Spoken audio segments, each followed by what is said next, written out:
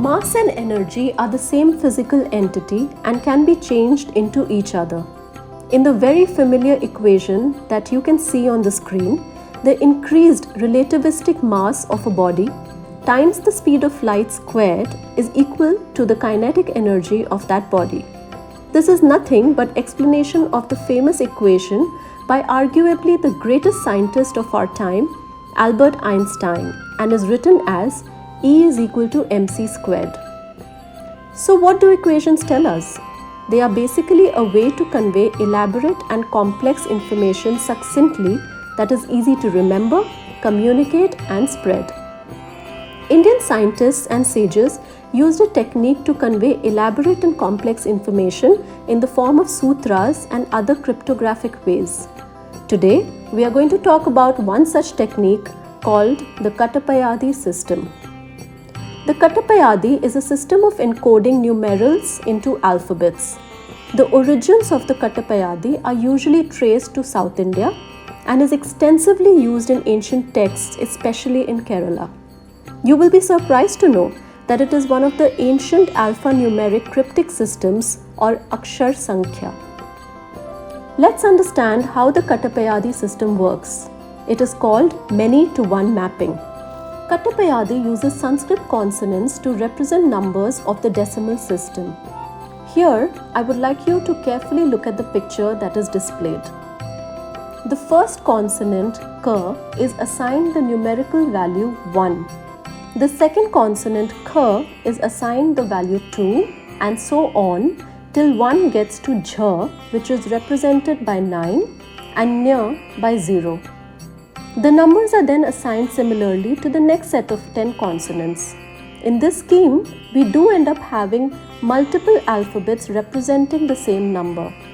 If you look at the picture again, the number 1 is mapped to the alphabets K, T, P, and Y, which when put together gives Katapaya of the word Katapayadi, where Adi means etc. Here are some basic rules for the Katapayadi system. Consonants have numbers assigned to them. For example, B is always 3, whereas 5 can be represented by either Nya or N or M or Sh. All standalone vowels like A and Ri are assigned to 0. In case of a conjunct, consonants attached to a non-vowel will be valueless. For example, Kya is formed by K plus Y plus A. The only consonant standing with a vowel is Y. So the corresponding numeral for Kya will be 1. The numeral system for numbering is written in increasing place values from left to right. That's how we've always known it. But like there are rules used in arithmetic systems or algebra or geometry, similarly, as per the rule, Katapayadi system used Ang ka naam vamato gatihi, which means numbers go from right to left. Some of the applications of the Katapayadi system can be found in our ancient scriptures like Graha Charani Bandhana, written by Haridat in 683 CE, and Laghu Bhaskarya Vivarana, written by Shankara Narayan in 869 CE. For those of you deeply interested in math, Madhav's Sine Tables, a treatise of the 14th century, have applications of the Katapayadi system.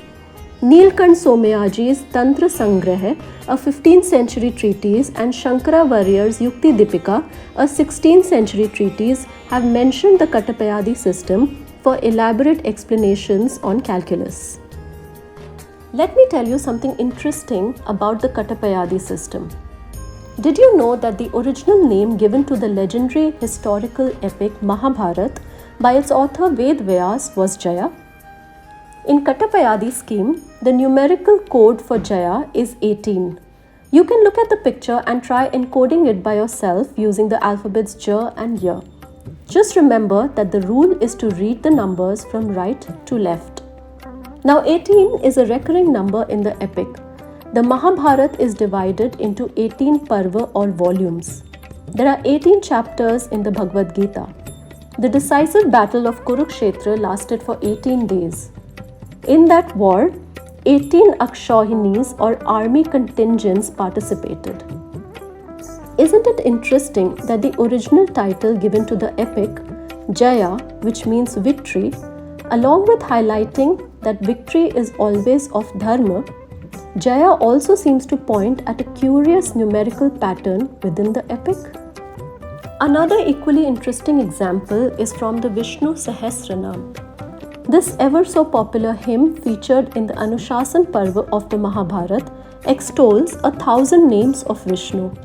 Towards the concluding portions of the hymn, we find the following verse. Parvate uvacha, keno payane laguna, Vishnor nam sahasrakam, patyate panditor nityam, shothu michamyaham prabhu. Where Parvati asked Parmeshwar for ways to make the recitation of the 1,000 names of Vishnu quicker and easier for common scholars. To this, Lord Shiva replies, Ishwar uvacha, Shriram Ram, Ramiti Rame Rame Manorame, Sahasranam Tulyam Ram Nam Varanane. That chanting Ram's name thrice is equivalent to reciting 1,000 names of Vishnu. Ram Ram Ram iti sahasranam tatulyam. Interestingly, the Ra and Ma alphabets that make up the word Ram have Katapayadi values of 2 and 5 respectively. Mentioning Ram thrice would thus amount to 1,000. The Lord thus seems to have made a point here that is not just metaphysically true, but mathematically as well. Only once a language reaches a significant stage of maturity is when such aphoristic representation is possible. Let me conclude by giving you yet another interesting example of Katapayadi application. This is a shlok in praise of Almighty Krishna composed in the 18th century. Gopi bhagyam dhruvad, shigni shodit sandhig, khalajivit khata, galahalar sandhar.